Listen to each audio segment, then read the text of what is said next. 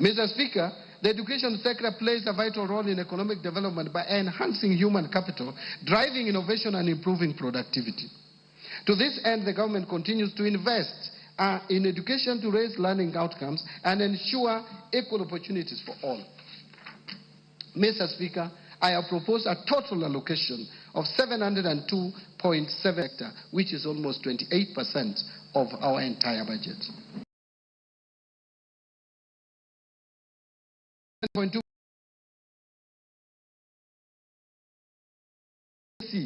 will include 7.2 billion for recruitment of intern teachers and 980 for capacity building of teachers on competence-based education curriculum.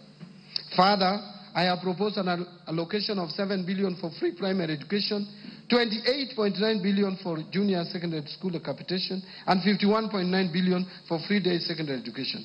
In addition, Mr. Speaker, I have also proposed an allocation of 5.9 billion for administering the national examinations, 3 billion for the school feeding program, and 7.2 billion for the recruitment of intern teachers. I think that one I'd already mentioned, that's a repeat, and 4 billion for the technical, vocational, educational training and entrepreneurship project.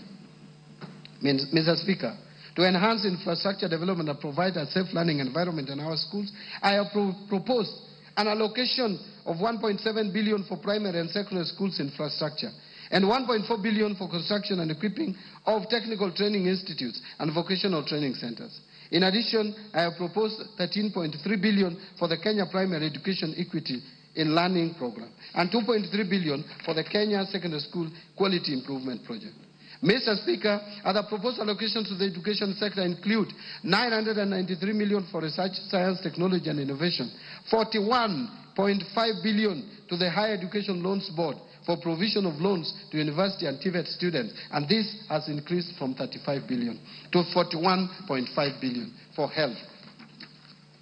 Another 16.9 billion for scholarship for university students, and 7.7 billion capitation and scholarship for TVET students. In supporting manufacturing for job creation, Mr. Speaker, to continue promoting local industries, I have proposed an allocation of 18 billion under various implementing ministries, departments and agencies. Out of this, 4.5 billion will support establishment of county integrated agro-industrial parks in various counties. 2.8 billion for supporting access to finance and enterprise recovery, what we call SAFER project.